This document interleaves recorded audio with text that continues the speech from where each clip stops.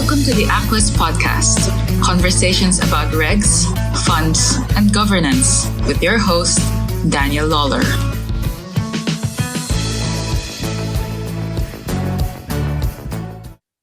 Hello, welcome to the Aquest Podcast with me, Daniel Lawlor, and my co-host, Shannon Eastman. You almost choked over those words. I did. I was going to say guest co-host, but you're here too much to be called the guest. So we're recording on the morning of Wednesday, the 2nd of September. The kids are back to school. It's pouring rain. Choking. It's choking it down with rain. The new normal feels an awful lot like the old normal. Oh, that's actually quite accurate and nice to hear. Yeah, I'll have me a bit more of that actually. We have an interesting lineup of topics to get through today. We've got 20 minutes on the timer. And the first one... I'm not done my intro yet, though. Carry on. Do you feel, looking back on lockdown and all of that, that you're a better person at the end of it? Because I have this nagging feeling that, you know, I didn't learn the piano. I didn't develop my skills. Anyway. I did listen to some opera music, but beyond that, I don't know. I don't think I'm going to look back on this in 20 years' time, and you know, the kids and the grandkids are going to ask about it. And they go, I don't know what happened. What it just did felt you like do with your 2020? Yeah, what did you do with the lockdown? It's just like I'm not haze. sure if I became a better person. I got really grumpy and totally jaded with all the shenanigans and the media and the people and the masks and all of it. So do you believe now about coronavirus? I don't. Do you want to pull at that thread? Because no. I'm ready to take that debate on. Well, in 60 seconds. Absolutely not.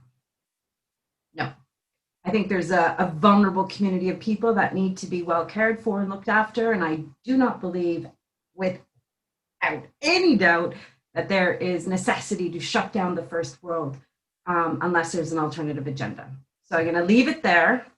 It's okay that we have different opinions, but absolutely not. But you know what it is? It has done. Oh my God. I had to take up boxing because I was like, it's either whiskey or boxing. So I'm boxing. I've increased it to 6 times a week to help me process how jaded I am by this. That's funny because I see it glancing at me sideways sometimes and the fist is clenched. No, it's great. I have a wonderful trainer. He meets you. I'm going to plug him. He's so great. He'll meet you in any park in Dublin City. He'll train you for an hour. He's so skilled at, I think, 17 different forms of like martial arts, boxing. You've made that up. Tai Chi. What's his name? Marcin. He does training with kids and families and stuff, doesn't he? Yeah, on the weekend. So he's got 2 kids, Zosia and Antic, who are smarter than me. He wanted Zosia to come in and be mentored by me. And in the first 30 minutes of meeting this darling 13-year-old, I think she is, I was quite aware that she was smarter than me and I could probably get mentored by her. But he has kids on the weekends where he brings parents and children together and you train. You could bring your kids. Oh my God. Daniel would love it. Is it kind of a bonding thing? It is. He's passionate about relationship with your children, and he's passionate about giving your body what it needs so that your body does what it's meant to do. Yeah, I feel my kids have had plenty of parent time. Actually, you're an amazing father. Oh yeah, butter me up. Well, I feel they're like, no, all this parent time that's overrated. Get back. Let me go hang out with my mates. I've seen enough of you now. They won't be on their psychiatrist couch in a few years' time complaining about not enough parent FaceTime. Actually, Danny, you're probably, I could say wholeheartedly, even my mom said, isn't Danny's children very well behaved? They're gorgeous little kids. Isn't he a wonderful father? Oh, it's just a dream. So I've heard that enough now that I'm like, yes, I can see that this would probably be something less required. But Marcin, I'm going to plug him again. Marcin's Monkeys. He's Polish, so it's Marcin. Amazing. Didn't you see the video where he had that guy Baz out there? I did. Yes, that's very good. So I'm boxing 5 times a week. I love to spar. Are you punching people in the face in this, or is it? He's got pads. All right, okay. Are you doing any actual with another individual, or is it all pads? It's all pads, but it's, yeah. I think you should get into The 10-part routine. MMA. I think you should get into MMA. No. I saw a TV program. Actually, it was at Baz. The chap who did that video, and he had this lady who trained to do MMA because she'd had kind of issues in the past. She'd been in an abusive relationship, and this was kind of not just a way of. I'm not laughing at that. I'm just laughing over. at her and I would have similar. And Bray, I think it was, yeah. You are. In Bray, you could go into MMA. Bray. Yeah. I'm just laughing that I had such a terrible relationship with 2020 that I had to make a decision. Am I boxing or am I drinking? Well, 2021 MMA, you got to think of your title, your fighting title, and your walk-on music. Any comments? Walk-on music, yeah. Eminem. Oh, good call. Eminem. Now, having plugged that marching enough, let's plug some of our own stuff. Well, wait a minute. I told you that I've taken up boxing. What the hell have you been doing for the last few months? I told you I've been listening to opera music, so that feels a bit more cultural. I've also played a bit of golf. No. You've been doing both those things coming into the apocalypse. Okay. Nothing. I've done nothing. Well, I want to talk about this ESMA blog. The blog and the ESMA letter. Does that count? Good. Yeah, the ESMA blog. Okay. So about 2 weeks ago, ESMA has published their letter to the European Commission with their advice, their recommendations on the AIFMD review, Alternative Investment Fund Managers Directive Review. Pretty chunky and lots in it, but especially the recommendations around substance and delegation are the ones that get most attention. Now, having said that, there's a lot of other topics in there, and actually most of it pretty good. But I have written a blog on the delegation substance piece with a couple of handy recommendations for our friends in ESMA in Paris to overcome their issues. But I suspect they won't be interested in taking my recommendations. I think that the ways to approach substance and delegation there's a couple of ways to. One is to focus on the ManCo rather than trying to focus on regulating the delegates, because ultimately the ManCo is liable and remains liable regardless of whatever delegation. So actually, instead of worrying about who they're delegating to, if you focus on the ManCo, understand that they are liable, maybe look at the capital requirements, look at having a PI, professional indemnity insurance requirement for UCITS ManCos. But ask and focus your energy on the ManCo, and if they are delegating, what are they doing to do a good job on supervision and of the firms that they've delegated to? So that's one approach. The other is even simpler, and that's to turn on the AIFMD third country regime. So instead of trying to regulate US investment managers via the AIFM in Europe, just turn on the third country regime and authorize them directly, and extend that to the UCITS regime as well.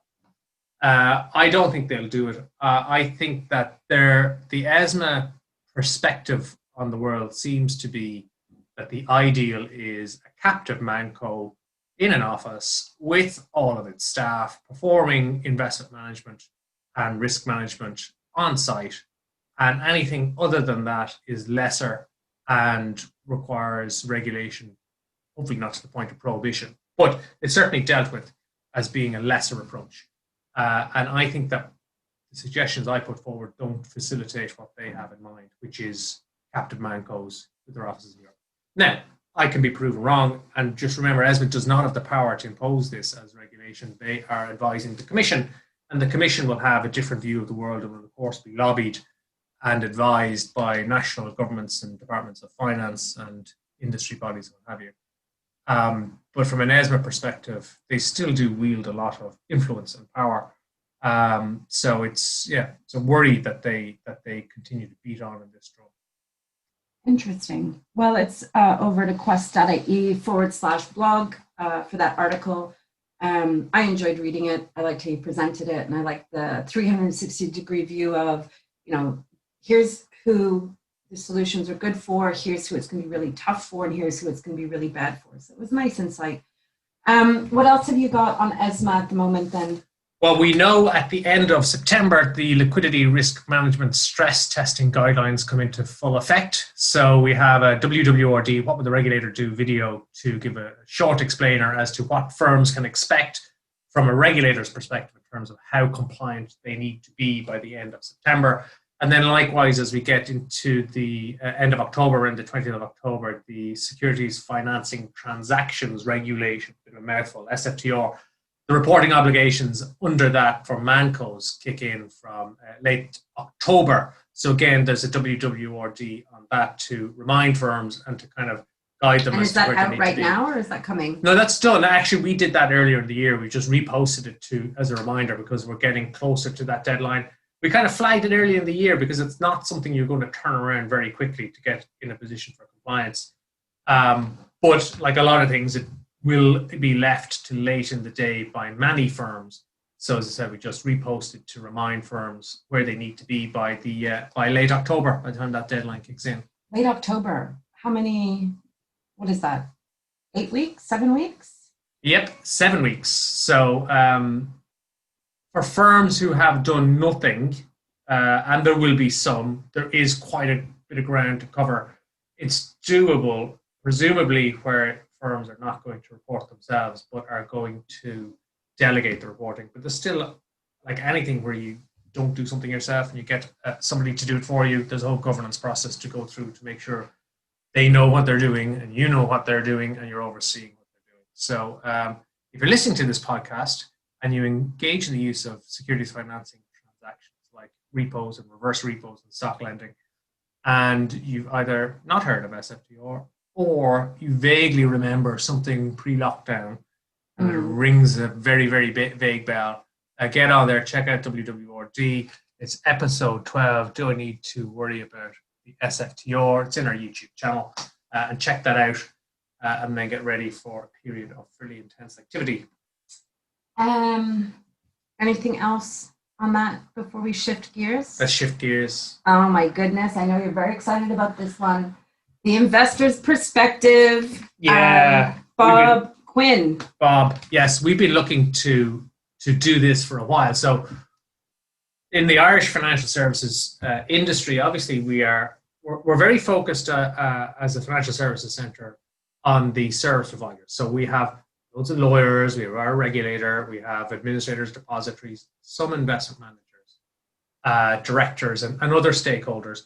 But what we don't have is a lot of investors, and what we don't have is an investor body or really a representative group where you can kind of tap into what the perspective of an investor is on the state of the world or on a new proposal for financial regulation. So tell us what you have lined up. So to cover that gap, we have a new guest co-host, Bob Quinn, who is the investor advocate. I think that's his title. And he's investor's advocate, Bob Quinn. Yeah. So he works with investors. He's an investment, I guess you call him an IFA. He's an independent financial advisor who works with investors to kind of steer them to investments that are appropriate for them, and has very interesting views on things like passive versus active, and whether ESG is worth it yet. And so I think it's really interesting because you can, as an industry stakeholder, you can get very invested in what's good from the service provider's perspective. And even as a regulator, I remember when you would do consultations and you're trying to calibrate new rules, where's the right line to draw in the sand? Because investors don't tend to be organized as a body, you very rarely hear from investors. So you're then trying to, even when you're doing impact assessments, you're trying to anticipate what the impact is going to be and what the cost is going to be from an investor's perspective. So this is going to be really interesting to chat to Bob, and we have other guests lined up a little bit later who come from a similar world. I appreciate, kind of like yourself, I remember when you were writing the Dear CEO mock letter.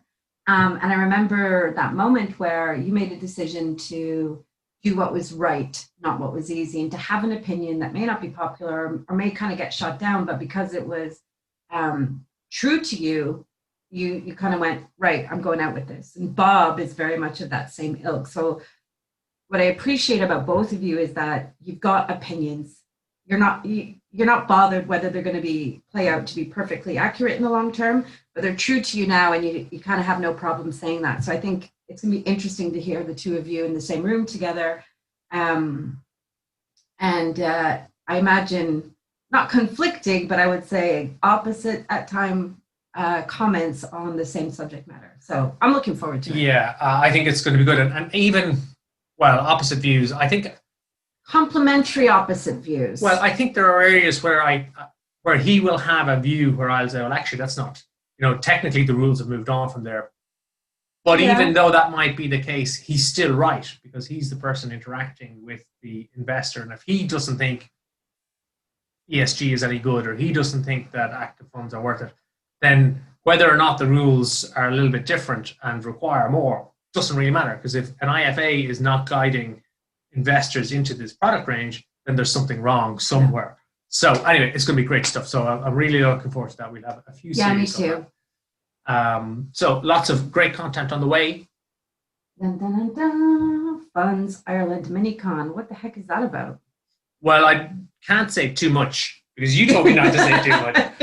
But as a heads up, very shortly we will be launching Funds Ireland Minicon, which will be a series of minicons held later this year and early next year, which will be free for our attendees. And a little bit like what you said there in terms of having opinions and saying things and calling it out, that will be the mandate for the minicons, to really, they will be genuinely held views, but they will be views you may not have heard from other people before.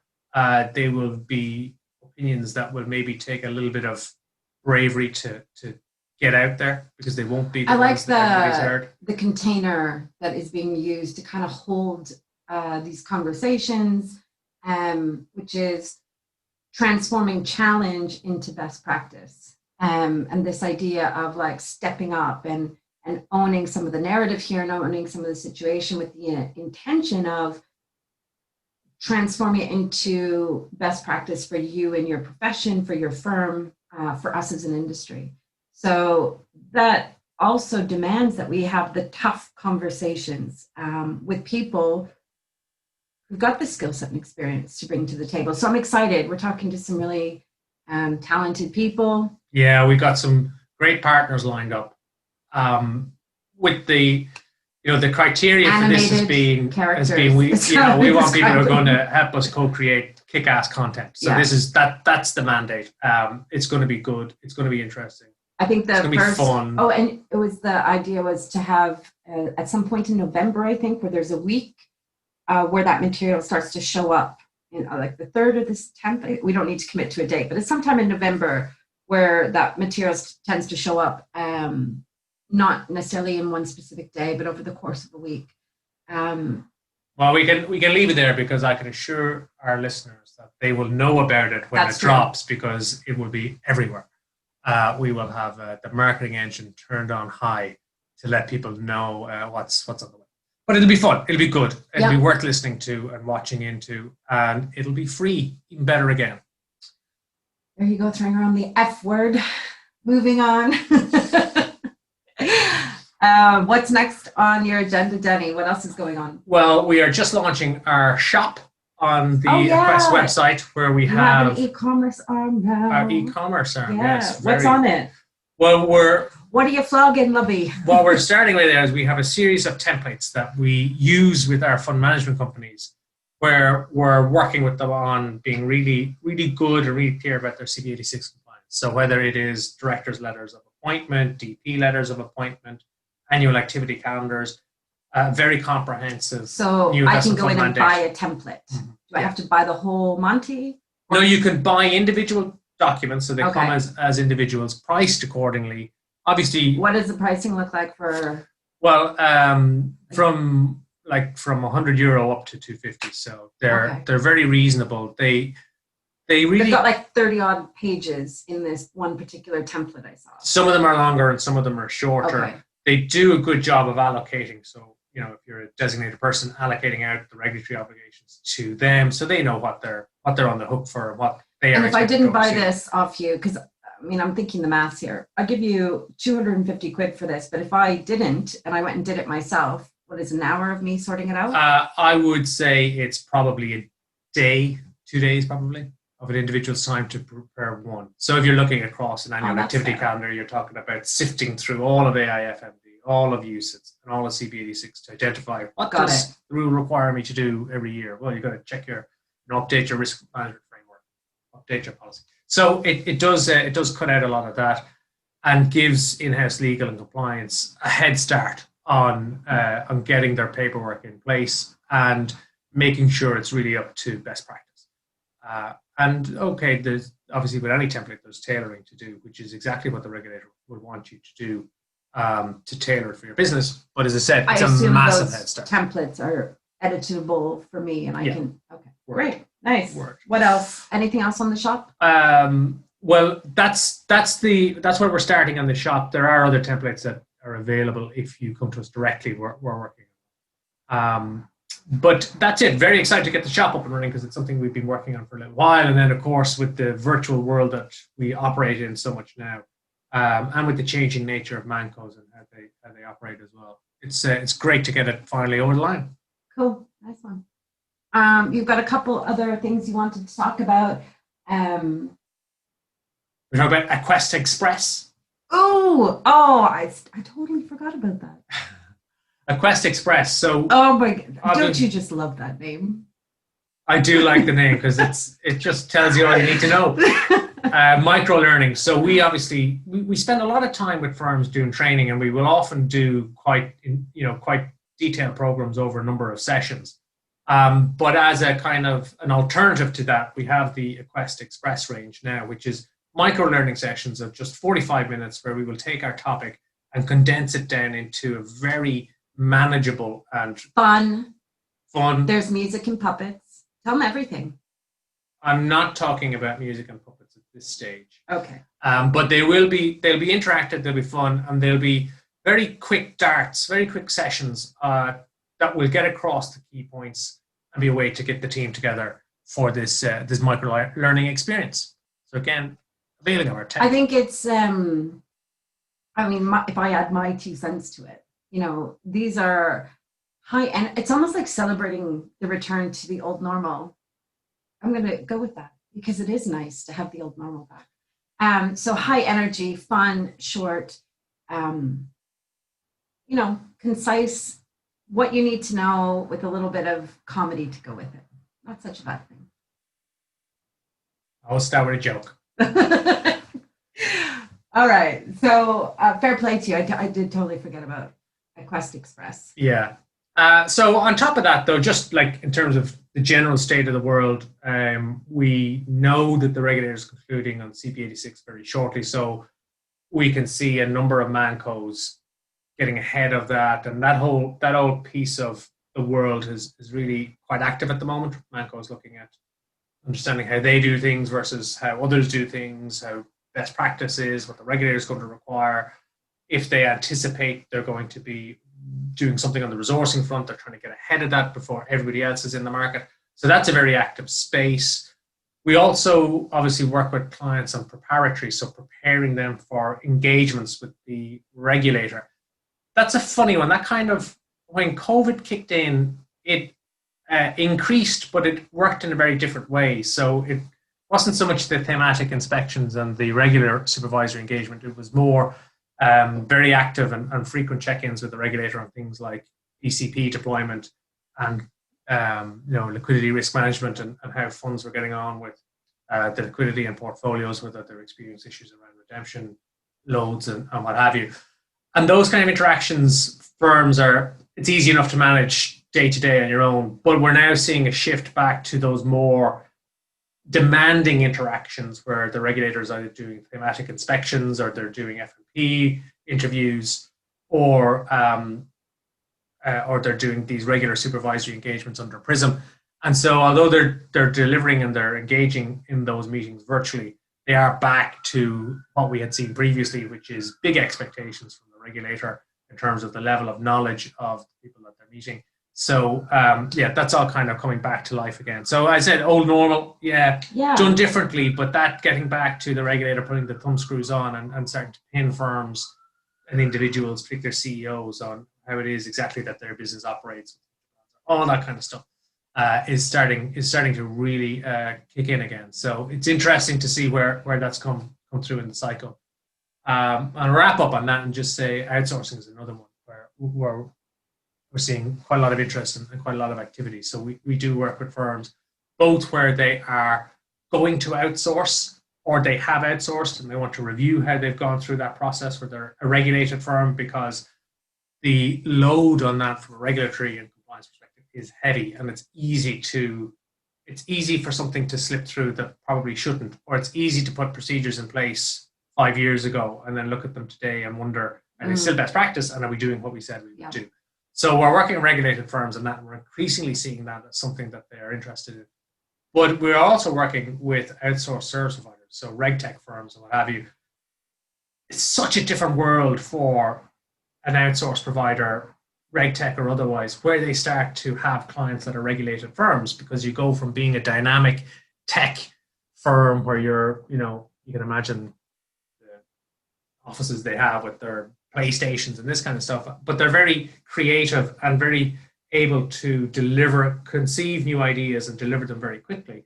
Once you go into having regulated firms as your clients, that now starts to put constraints on you and your business and make requirements of you in terms of governance. So for example, whereas in the past, before you have regulated clients, you as a RegTech firm can subcontract or delegate to whoever you want. But now, if you have a regulated client and you want to sub-delegate, you have to get their consent. So there's a whole process to go through, firstly, to make sure you do get the consent, you don't forget about it. And so it just changes the culture, it changes the way that these firms operate. Sometimes those RegTech firms, find it hard to get their foot in the door with regulated firms without having these policies and procedures and governance in place. Sometimes they get through the door, but the requirement is to engineer these so that they don't let the client down, because that's one thing. The biggest risk, of course, with outsourcing is that if I'm the business and I'm doing it myself and I make a mess, well, then it's my own fault. If I hire somebody to do something for me and they make a mess, it's my fault. And so that element of trust and trusting that they're doing the right thing and not going to let you down is huge. And that's why we're increasingly engaging with these outsourced service providers to get them in the right place so that they don't let their clients down when it comes to the client's regulatory compliance obligations. Wow, what a long monologue that was. Well, it would be nice to wrap up with maybe holiday plans. I'm done. I have staycationed, and it was a wonderful advertisement for going to Spain during the summertime to get some sunshine. That's it. I've been a little bit facetious. The weather wasn't great, but we did have great fun. We got to find lots of activities that you have in Ireland that we didn't realise. Like we went on hawk walks, we went whale watching, we've been to Kilkenny Castle. Oh, that's right. I remember. Yeah, of course you did. What did Nessie think? Did she like the whale watching? She did, and we did see dolphins. We did see seals. I saw the back of a minke whale for about half a second. Nobody else amongst the two boats that were there saw. And did the kids love it? The kids had a great time.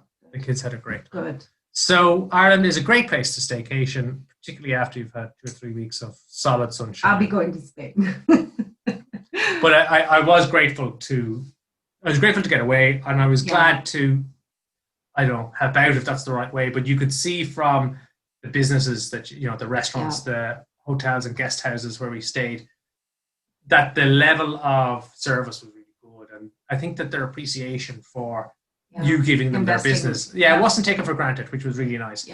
So it was great to staycation. I'd like a little bit more sunshine, so we could organize that. What about you? I'm flipping a coin between Portugal and Spain. I'm thinking 6 weeks. I'd like to work remotely, by the way, Danny.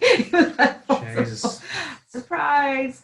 No, I just want a bit of sun, and I want a bit of, Spanish air / sangria. Oh, good idea. Yeah.